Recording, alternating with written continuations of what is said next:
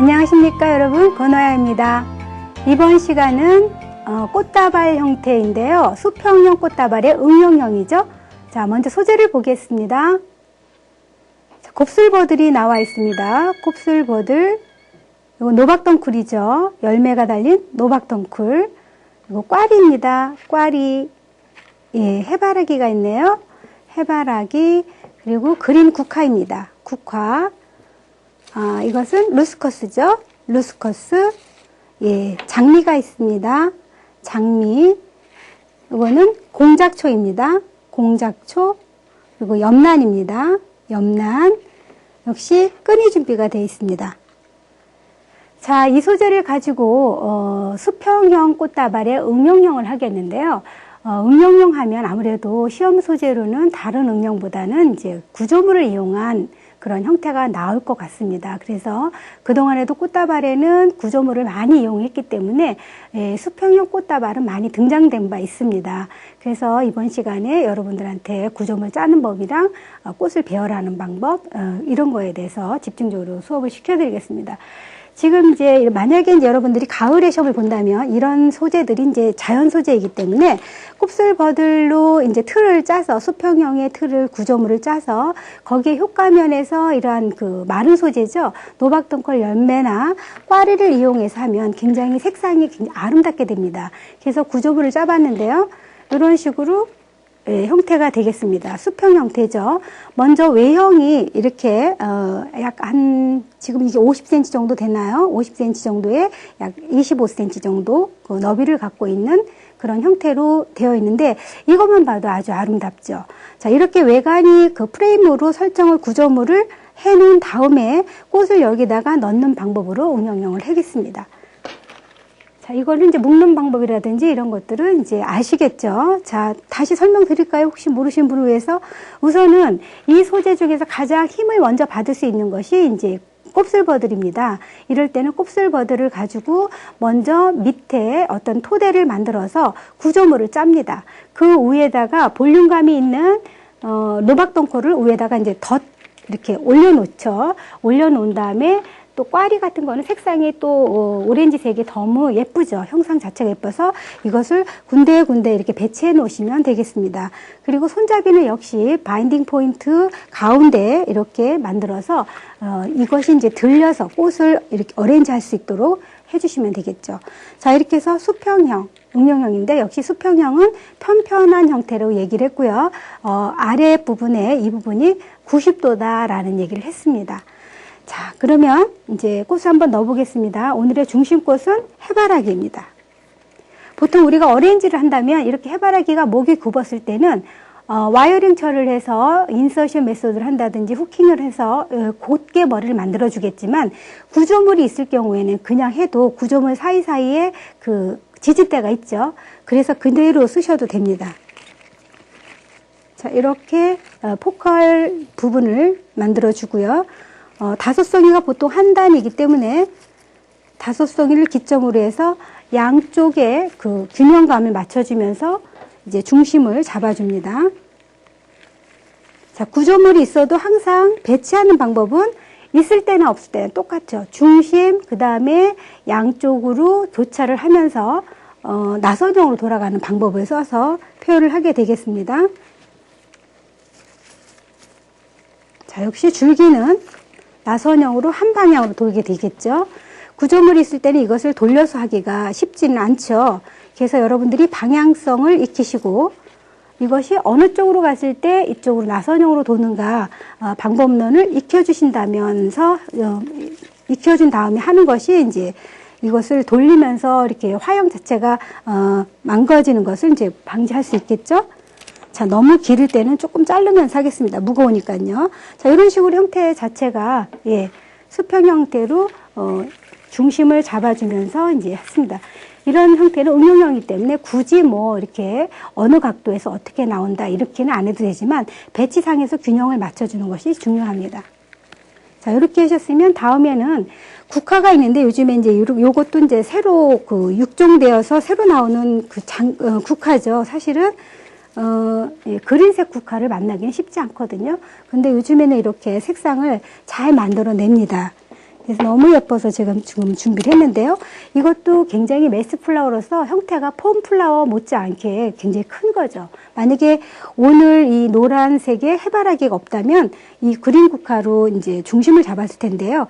자, 지금은 이제 노란색 컬러가 더 강하죠. 그래서 중심에 해바라기를 좀 넣고 그 주변에 그린색 그 국화를 같이 균형을 맞추면서 넣어주겠습니다.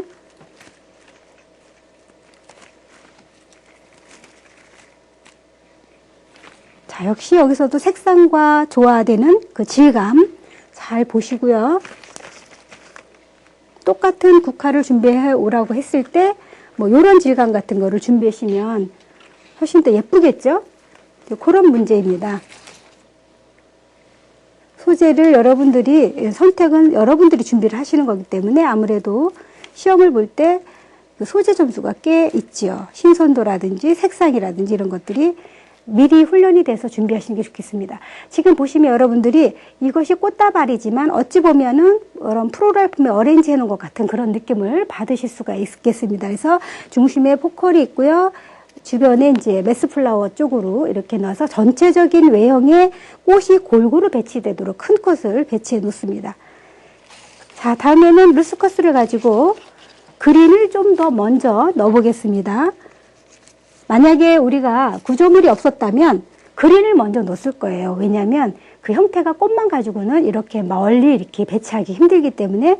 하지만 구조물이 있기 때문에 구조물이 외형을 잡아줘서 고정성이 있기 때문에 이제 그린을 조금 더 나중에 넣어도 되죠.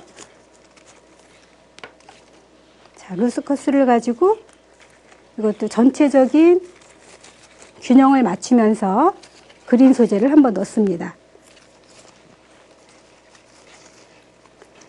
그린 소재라는 것은 제가 생각할 때 그래요. 꼭 없어서는 아니 될 존재. 그죠? 꽃은 한 송이 두 송이 색상이 없어도 되지만 그린은 꼭 있어야 마무리가 되거든요.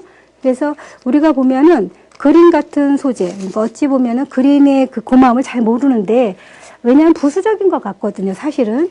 그렇지만 이 그린이 없으면 다른 꽃들의 어떤 색상이라든지 완성도가 떨어지죠. 그래서 그린을 잘 사용할 줄 알아야 됩니다.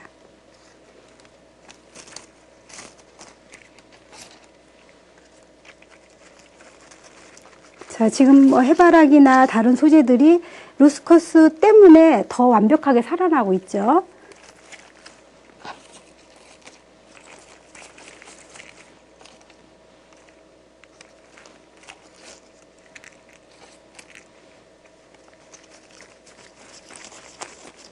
자, 이렇게 해서 여기가 잎이 안 좋은 거는 좀 제거를 해주시고요. 잎이 안 좋거나 잎맥이 안 좋으면은 미리 소재 다듬을 때 아예 다듬으셔서 혹시라도 그런 것이 한두 개가 껴있으면 그 신선도에서 떨어지거든요. 그러니까 소재를 다듬을 때 좀 이렇게 안 좋은 소재들은 제거를 해주시고 만들어 주시는 게 좋겠습니다. 자, 그린을 넣으니까 뭐 이것만 봐도 어떠세요? 그냥 완성한 것 같은 그런 느낌이 들죠. 자, 그 다음에 색상을 조금 더 보완해 볼까요? 빨간색 장미를 한번 넣어보겠습니다. 굉장히 원색적인 건데 이 가을색이기 때문에 이 빨간색이 아주 따뜻해 보이고 잘 어울리죠. 지금 보면은 노란색에서 오렌지가 있기 때문에 빨간색으로 가도 그렇게 튀지 않으면서 이 색상의 조화를 잘 맞출 수가 있습니다.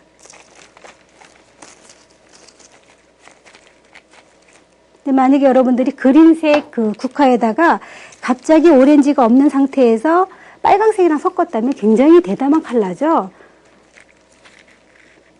지금 유사색으로다가 이렇게 색상을 보완하면서 편안하게 가을색으로 가는 그런 조화법입니다.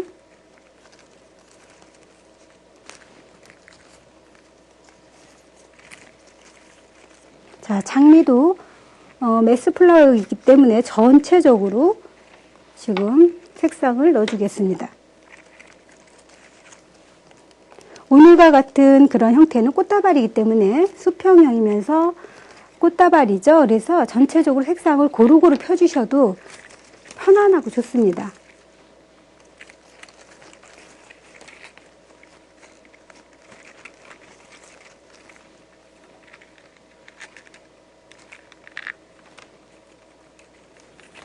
이렇게 놓고요. 예. 자, 여기서 각도가 이쪽에 가는 아주 수평 라인으로 갔을 때는 마주치는 뒤로 나가는 그 선도 거의 그 90도에 가게끔 많이 뉘어져 있어야 됩니다. 그래서 0도로 갔을 때는 수직으로 그 줄기가 빠지게 되겠고요. 45도로 갔을 때는 밑에서 45도 정도로 가겠고, 90도로 갔을 때는 거의 그 벽면에 닿을 정도 수평선이 되겠죠. 그러한 그 줄기의 흐름을 억지로 넣지 마시고 넣는 각도에 따라서 그대로 줄기 배열하시면 줄기가 이렇게 완벽하게 퍼져 나갈 수밖에 없어요. 네, 그러한 그 아무리 나선형으로 해도 어떤 분들은 좀 납작하게 되는 경우가 있거든요. 그런 걸 주의해 주시기 바랍니다. 자, 다음은 이제 색상의 보완을 위해서 액센트 컬러를 한번 넣어줘 볼게요. 지금 보면은 너무나 유사색이라서 굉장히 화려하긴 하지만 뭔가 좀 그 잡아주는 포인트가 좀 있으면 좋을 것 같아서요. 액센트를 조금만 반대색을 넣어주겠습니다. 푸른색 계통으로 보라색인데요. 보라색 공작초를 포컬 주변에다가 너무 정중앙에 넣지 마시고요. 조금만 넣겠습니다. 보통 액센트를 넣을 때는 한 5% 내지 10% 이런 정도밖에 안 넣죠. 만약에 이렇게 색상을 준비하신다면 여러분들이 아주 색상 점수는 만점을 맞을 수 있을 것 같습니다. 보색을 너무 많이 넣지 마시고 조금만 넣으셔서 전체의 중앙에 한 5% 정도에서 10% 정도 조금만 넣어서 색상을 보완해 주시고, 그리고 중심을 피해 주시고 중심 가장자리에 한 비대칭 삼각형으로 넣어 주시면 되겠습니다. 자, 여기까지 해봤고요. 이제 마무리를 해보겠습니다. 염란을 넣어서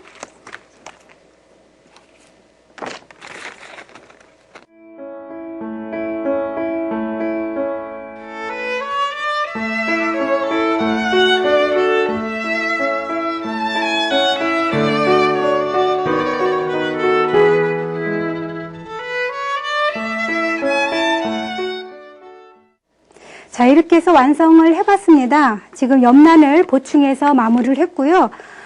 지금 이제 여기에서 노끈으로다가 바인딩 포인트 점을 완벽하게 해서 수평형이 그대로 유지되도록 이렇게 잘라보기까지 했습니다. 자, 오늘도 이렇게 해보았는데 우리 합격 포인트 한번 살펴봐야 되겠죠? 자, 수평형의 합격 포인트입니다. 구조물을 이용했기 때문에 구조물이 전혀 안 보이면 안 되죠. 그래서 꽃 전체가 배열을 했을 때 구조물과 고루고루 섞여서 속에 있는 것까지 다 보여줘야 됩니다. 그런데 어떤 분들은 구조물을 예쁘게 짜놓고 꽃을 위에다 배치함으로써 예쁜 열매 같은 거라든지 곱슬버들의 라인 이런 것들이 전혀 안 보이게 꽃만 보이게 하는 경우가 있거든요. 그런 걸 주의해 주시고 높낮이를 잘 해주시고, 그리고 굉장히 강한 그 색상이나 그 균형 면에서 해바라기가 가장 돋보이잖아요. 그러면 그것을 외곽에 배치하지 마시고 가운데 중심점에 배치를 해서 이것이 대칭형이 됐을 때 균형감을 잃지 않도록 해주시는 것이 이번에 합격 포인트가 되겠습니다. 여러분 어떠셨습니까? 오늘 수평형, 응형까지 꽃다발에 대해서 모두 다 마쳤습니다. 여러분들의 매 시간마다 주의 줬던 점 귀에 쟁쟁하실 텐데요. 그 정도로 중요합니다. 바인딩 포인트, 나선형으로 돌리는 거, 줄기 밑에는 깨끗하게 다듬는 거, 그리고 균형 맞추는 거, 이거 잘 생각하시고 묶음점 신경 써서 해주시기 바랍니다. 저는 다음 시간에 다시 뵙겠습니다. 감사합니다.